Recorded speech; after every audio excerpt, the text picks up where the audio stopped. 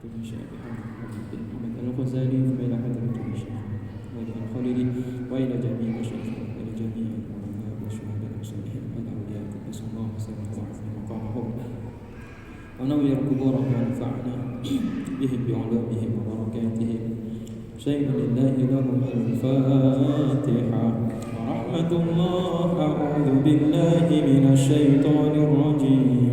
بسم الله الرحمن الرحيم.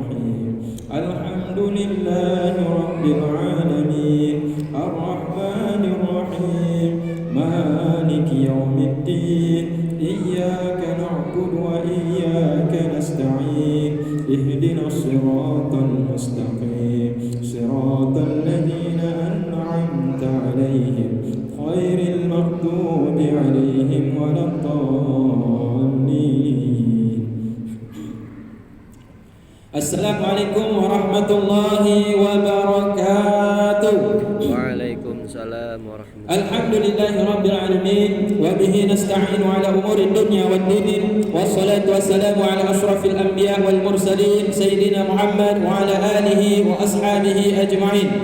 Amma ba'du, rabbi shrah li sadri wa yassir li amri wahlul 'uqdatam min lisani yafqahu qawli. Bismillahirrahmanirrahim. Alhamdulillah, segala puji bagi Allah Ta'ala. Allah Ta'ala yang telah mengkaruniakan kepada kita nikmatnya, telah memberikan kepada kita kesehatan, kekuatan dan umur yang panjang. Guna dan maksud adalah untuk beribadah kepada Allah Ta'ala. Wa ma khalaqtul jinna wal insa illa liya'budun. Dan tidaklah kami ciptakan jin dan manusia melainkan tujuan dan maksud hikmah yang dapat kita petik adalah agar kita beribadah kepada Allah Ta'ala. Ibadah dalam bentuk bisa dalam bentuk ibadah mahdhah, ibadah yang sudah diatur oleh Allah tata caranya, maupun ibadah yang ghairu mahdhah, ibadah yang tidak diatur di dalam Islam, tetapi segala aktivitas bila diniatkan maka dia bernilai ibadah di sisi Allah Subhanahu wa taala, sebagaimana dalam Al-Qur'an dan sebagaimana dalam hadis yang diriwayatkan oleh Rasulullah, innamal a'malu binniyat, hanya saja semua amal itu tergantung kepada niatnya. Maka apapun yang kita kerjakan, apapun yang kita lakukan, bila kita niatkan untuk mengharapkan ridha Allah Ta'ala, maka sungguh itu bernilai ibadah di sisi Allah Ta'ala. Berapa banyak amalan-amalan yang secara lahiriah terlihat itu berbentuk dalam bentuk amalan-amalan yang zahir, amalan-amalan yang bukan ibadah, tapi karena diniatkan ikhlas untuk mengharapkan ridha Allah, maka itu bernilai pahala di sisi Allah Ta'ala. Berapa banyak sebaliknya amal-amal ibadah yang nampaknya itu berbentuk ibadah, tapi ternyata tidak diniatkan ikhlas mengharapkan ridha Allah Ta'ala, maka sungguh itu tidaklah bernilai ibadah di sisi Allah Ta'ala. Maka jamaah yang dimuliakan Allah Ta'ala, kita kembali ikut dalam pengajian kita tentang masalah solat. Kita akan kaji sebagian yang ada dalam kitab, yaitu kitab Ihya Ulumuddin yang dikarang oleh Al-Imam Hujjatul Islam Syekh Abi Hamid Muhammad bin Muhammad Al-Ghazali dalam kitab Ihya Ulumuddin jilid yang pertama. Bismillahirrahmanirrahim. Fadil qadri alladhi fahada tafsilu salatil khashi'in. Maka bermula ini adalah gambaran daripada solatnya orang-orang yang khusyuk. Bagaimana solatnya orang-orang yang khusyuk? Alladzina hum fi salatihim khashi'un. Mereka adalah orang-orang yang dalam solat mereka itu khusyuk. Siapakah mereka? Walladzina hum an salawatihim yuhafizun. Mereka adalah orang-orang yang memelihara, menjaga solat-solat yang mereka kerjakan. Jadi bukan solat asal-asal jadi saja. Yang penting sudah melakukan kewajiban kepada Allah Ta'ala, ya sudah, yang penting sudah tidak berdosa meninggalkan solat. Bukan, tapi mereka menjaga solatnya itu betul-betul sempurna.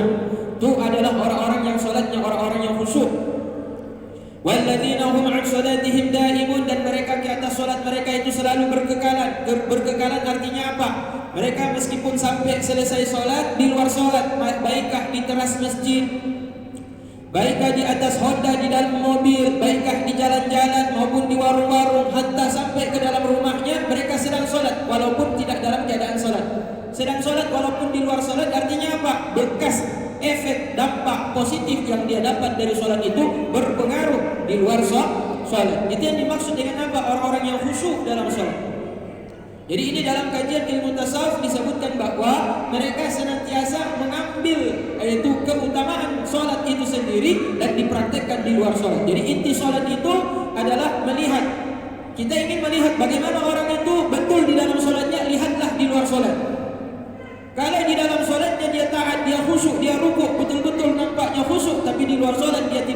tidak mempraktekkan apa yang diperintah oleh Allah Ta'ala, dia melakukan hal-hal yang dibenci oleh Allah Ta'ala, maka sungguh solatnya tidak berguna. Solatnya tidak membawa dampak yang positif untuk dirinya di luar solat. Jadi kalau kita lihat orang itu benar, lihatlah sesudah dia solat. Jangan melihat ketika dia solat, tapi lihat ketika dia sudah selesai solat. Kalau di luar solat dia lebih baik daripada sebelum dia solat, maka solatnya itu sudah benar.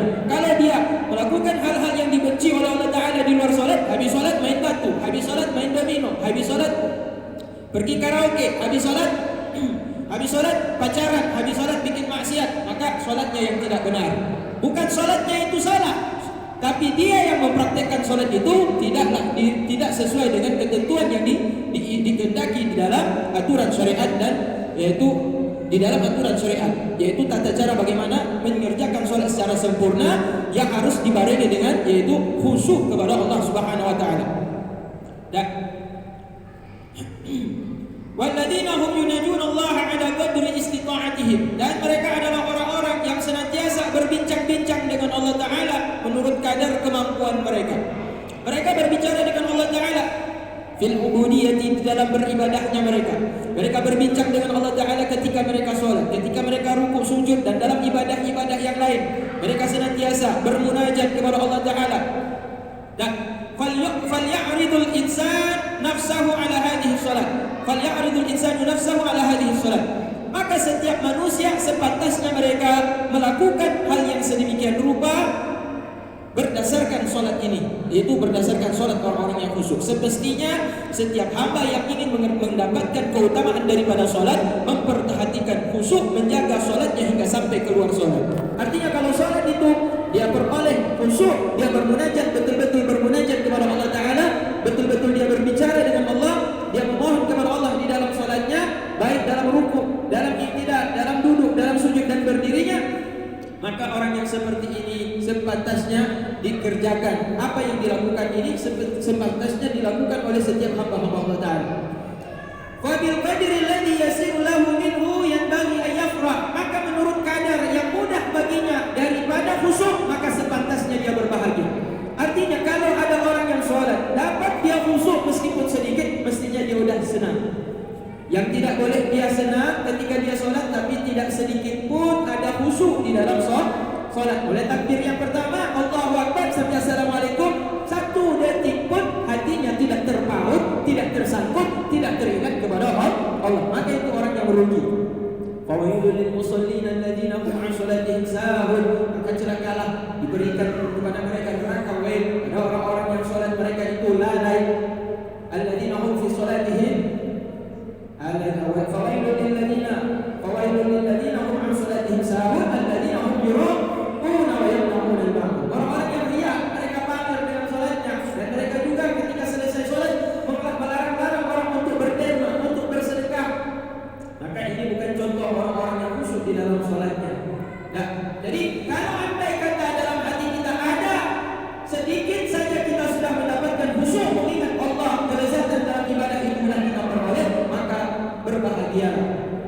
Maka seharusnya kita memperbanyak khusyuk di dalam sholat. Dikit aja, sedikit saja mendapatkan khusyuk, semestinya bagi setiap orang mukmin itu berbahagia. Apalagi kalau dia mampu memperbanyak khusyuknya di dalam sholat ketika dia beribadah kepada Allah Ta'ala. Wa 'ala ma yafutuhu yanbaghi an yata'assara, dan berdasarkan ke atas apa yang dia luputkan, semestinya dia itu merasa rugi. Khusyuk yang dia dapatkan hanya sedikit. Pada rakaat yang pertama dia khusyuk, rakaat yang kedua hilang, rakaat ketiga lupa, sama sekali tidak mengingat Allah Ta'ala. Maka sepantasnya seorang hamba yang sholat, dia harus merasa rugi ketika dia dalam sholatnya melupakan Allah Ta'ala, hilang ingatannya kepada Allah Ta'ala, hilang konsentrasinya mengingat Allah Ta'ala. Maka semestinya seseorang itu menyesali sholat yang demikian rupa. Nah, kita kan kalau seandainya hilang mobil rugi, kalau hilang kontak rugi, hilang HP rugi, hilang istri lebih rugi lah. Lebih rugi lagi.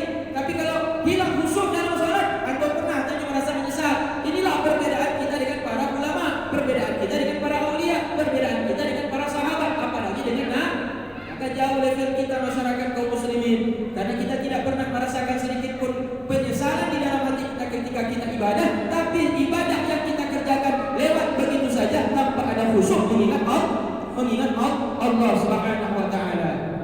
Dan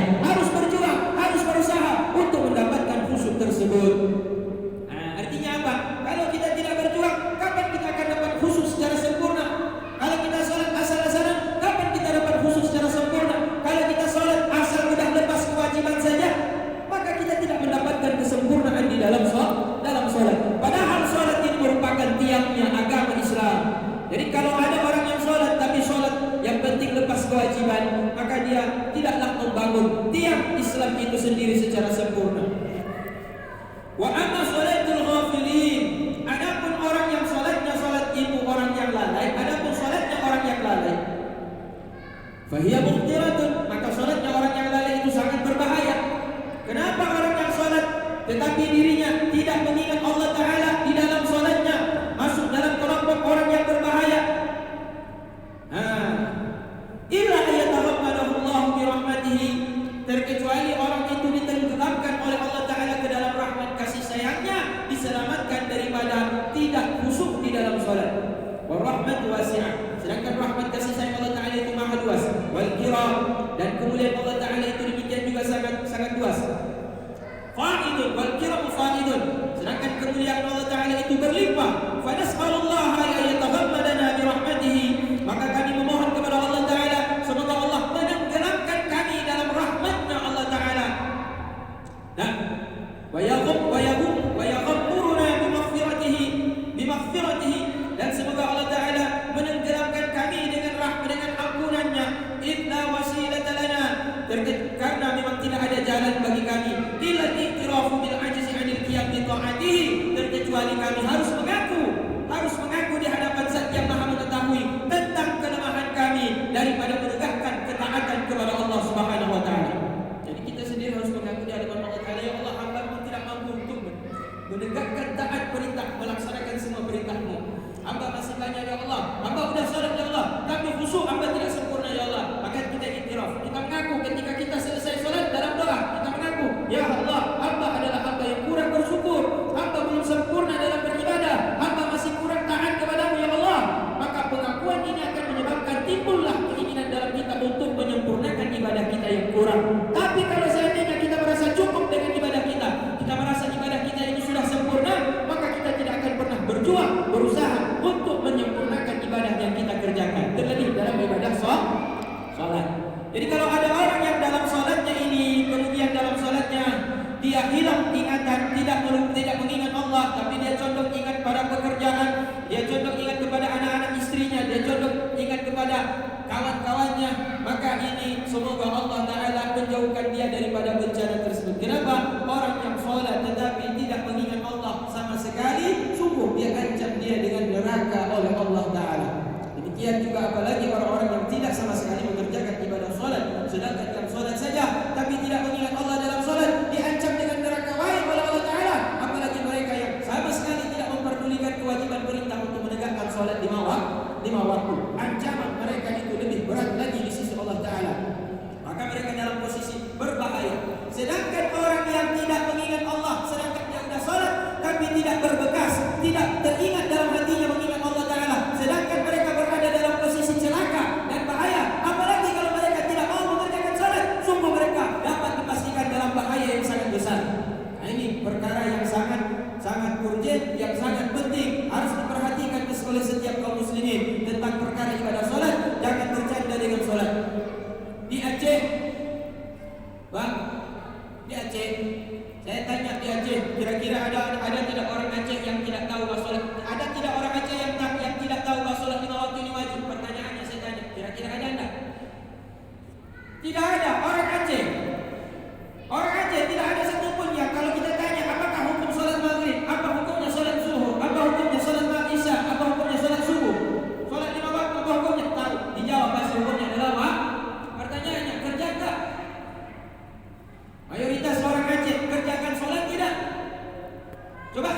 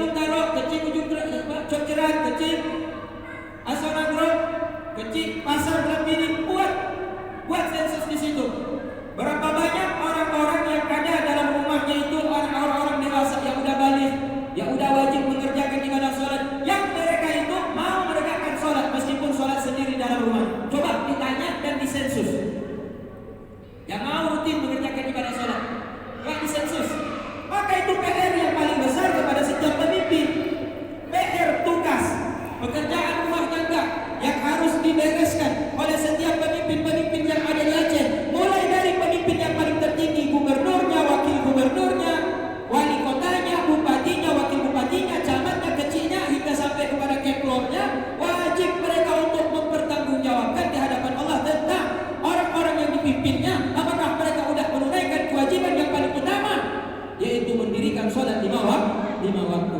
Makanya saya tadi katakan, di Aceh ini gak susah dakwah, gak berat lagi dakwah. Kenapa di Aceh tidak susah dakwah? Karena kalau dibilang orang Aceh ini gak tahu agama, bohong. Kenapa bohong? Di Aceh itu hampir tiap kampung ada pondok pesantren. Kalau gak ada pondok pesantren, ada balai-balai pengajian, ada rumah-rumah Quran. Di musala-musala begitu juga, ada ustaz-ustaz, ada tengku-tengku yang mengajar juga. Di masjid juga demikian. Cuma yang malas, yang tidak mau datang, penyakitnya itulah, penyakitnya adalah malas. Penyakit malas ini tidak ada obat. Sama seperti udah meninggal dunia, tidak ada obat. Kalau udah meninggal dunia tidak ada obat. Udah meninggal dunia, dokter spesialis manapun tidak bisa memberikan nyawa. Kalau malas demikian juga. Maka kalau berdakwah di Aceh ini tidak terlalu berat, cuma mengajak saja orang untuk kembali kepada Allah Ta'ala. Kalau ditanya apakah wajib hukumnya salat, tahu semuanya. Cuma ketika ditanya apakah engkau mengerjakan ibadah salat, maka kebanyakan yang mengatakan adalah mereka tidak sempat, mereka malas, mereka tidur mengantuk, mereka sibuk. Alasannya demikian, kebanyakan demikian alasannya. Nah, jadi penyakit dakwah yang harus kita lakukan di Aceh ini adalah mengajak, memanggil kembali mereka untuk dekat kepada Allah Ta'ala dengan mengerjakan ibadah salat 5 waktu. Kalau mereka sudah mengerjakan salat 5 waktu, baik di rumah-rumah mereka, maka mereka akan biasa dan terbiasa untuk datang ke musala. Mereka akan terbiasa datang ke masjid-masjid untuk menegakkan salat 5 waktu di dalam masjid. Barulah masjid itu akan menjadi masjid yang makmur, masjid yang hidup, masjid yang jamaahnya itu meramaikan masjid-masjid rumah-rumah Allah Ta'ala. Demikian juga kalau seandainya kita tanya sama orang Aceh, apa hukumnya berzina? Tahu dia hukumnya haram, tapi ada orang Aceh yang berzina. Kenapa mereka berzina? Karena mereka tidak mau mengaji. Kenapa mereka tidak mau mengaji? Karena mereka sibuk dengan pekerjaan, mereka sibuk dengan anak istri, mereka sibuk dengan harta, mereka sibuk dengan aktivitas-aktivitas selain daripada aktivitas kewajiban yang paling utama, ialah mengerjakan sholat 5 waktu. Ditanya juga, kenapa anda tidak puasa? Ditanya, apakah hukumnya puasa? Anda tahu? Kita dijawab sama orang Aceh, tahu. Kenapa anda tidak puasa? Anda mampu loh, anda sanggup loh. Kata, buruhnya cukup maka dilot tukang beca, dilot kerja bak bengkel, dilot kerja bak tukang, cukup ratu. Anda puasa maka jadi di warung kopi dia minum kopi, dia isap rokok sambil sembunyi. Ditutuplah pintu rumah makan itu biar tak nampak dari luar. Masih ada juga rasa malu. Tapi dia tidak patuh kepada Allah. Kita tanya apa hukumnya, tahu. Tapi ketika kita tanya, kenapa anda tidak melaksanakan tidak berpuasa di bulan suci Ramadan? Jawabannya seperti tadi, banyak pekerjaan yang tidak mungkin saya untuk berpuasa. Maka kalau hari ini saja boleh, tapi besok begitu juga, lusa begitu juga. Sehingga setiap bulan Ramadan mungkin cuma hari pertama Ramadan dia puasa dan hari terakhir Ramadan dia berpuasa. Itu cuma 2 hari, awal dan akhir, tengah-tengahnya bolong semuanya. Maka yang perlu kita bawa, yang perlu kita berdakwah masyarakat kita di Aceh ini adalah menyadarkan masyarakat kita di Aceh ini untuk patuh melaksanakan perintah Allah Subhanahu wa Ta'ala. Dan itu tidak akan mungkin. Dia akan mengerjakan puasa, dia akan berzakat, dia akan haji, dia akan melakukan perintah-perintah yang lain. Kalau perintah yang paling utama salat, mereka sudah menyepelekan. Nah ini makanya tugas. Kalau kami tugas ngajak-ngajak orang-orang di warung kopi, ayo salat, ayo beribadah lagi kepada Allah Ta'ala, rasanya tambah lagi beban nanti. Maka masyarakat kita yang hari ini punya keluarga di rumah, punya kewajiban mereka untuk mengajak anak-anaknya, mengajak keponakannya, mengajak istrinya, mengajak cucunya, mengajak kawan-kawan dekatnya. Ayo kita hadir ke dalam majelis taklim, ayo kita hadir ke dalam masjid, ayo kita sama ikut majelis zikir, agar mereka kemudian termotivasi untuk menegakkan agama Islam ini. Jadi hal yang paling urgent di Aceh adalah menyadarkan kembali tentang pentingnya ibadah, sehingga mereka kemudian berduyun-duyun tanpa perlu diajak, mereka sudah berduyun-duyun untuk datang hadir ke rumah Allah Ta'ala untuk menegakkan sholat 5 waktu. Maka kalau seandainya misalkan di Medan, banyak orang Medan yang tak mengerti agama, wajar dia tidak sholat. Di Jawa, dengan banyaknya fasilitas hiburan, mereka lupa dengan pengajian. Mereka tidak sholat karena mereka tidak tahu tentang apa keutamaan sholat. Maka wajar di sana. Begitu juga di kampung saya di Manado, mayoritas Kristen. Kalau tanya hukum sholat, karena dia tak tahu kalau hukum sholat 5 waktu itu hukumnya wajib. Maka dia tidak sholat karena tidak tahu. Karena di sana ulama kurang, ustaz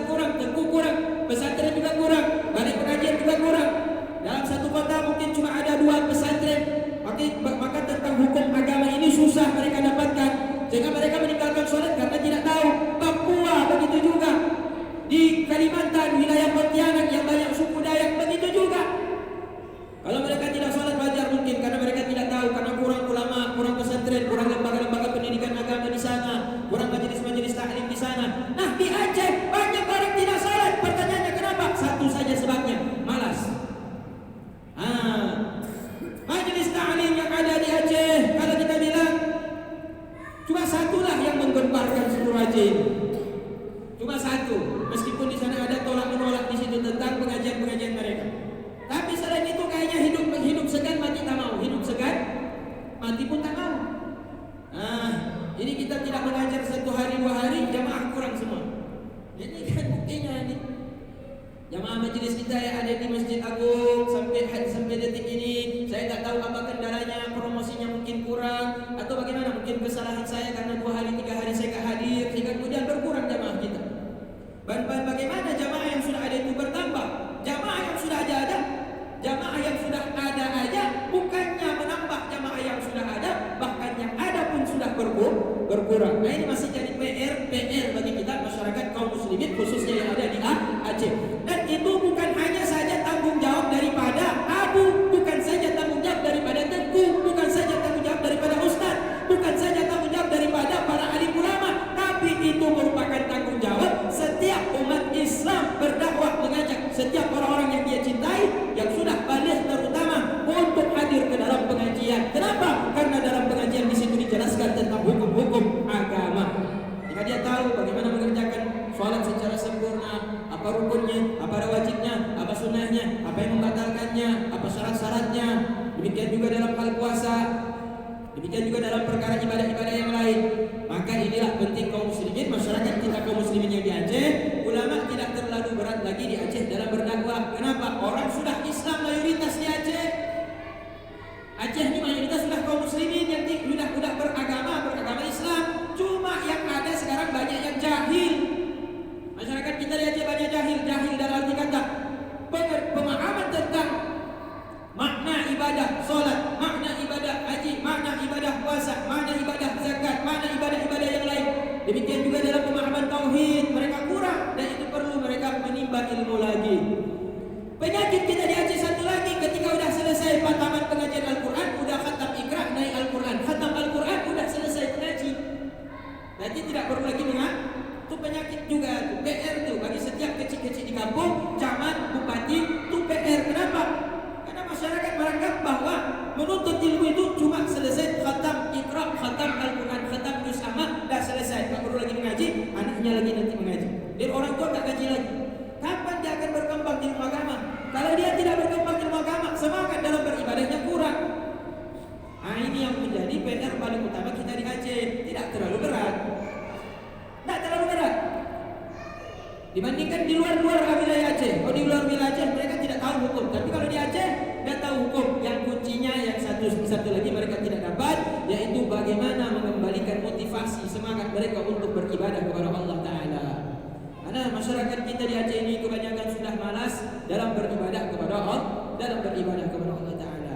Apalagi kita ini pasca damai, masyarakat dulu terkungkung, masyarakat dulu istilahnya hidup di dalam ketakutan, tidak bebas seperti saat ini. Jadi begitu selesai yaitu perjanjian damai, maka mereka sudah bisa beraktivitas bebas tanpa ada larangan-larangan untuk keluar malam. Mereka bisa berdagang hingga sampai jam 2 malam pun mereka bisa jualan. Mereka bisa kongko-kongko di warung kopi hingga jam 2 malam. Gak ada lagi tembak-menembak, gak ada lagi yaitu orang mati, gak ada orang mati karena peluru nyasar, tidak ada lagi. Maka orang Aceh saat ini betul-betul menikmati kebebasan hingga lupa kewajiban kepada Allah. Subhanahu wa ta'ala.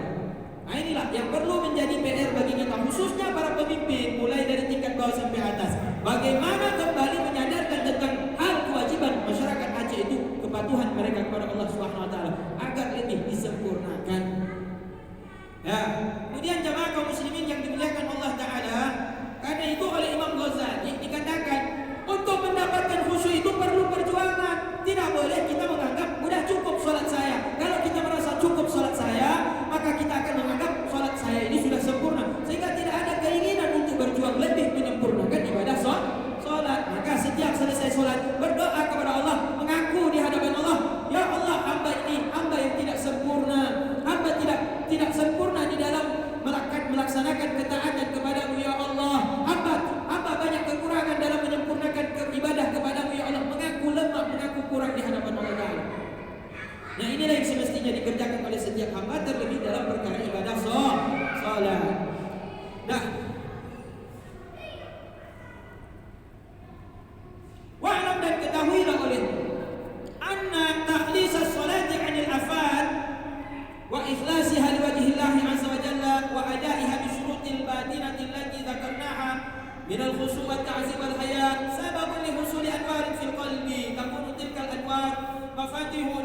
syafa.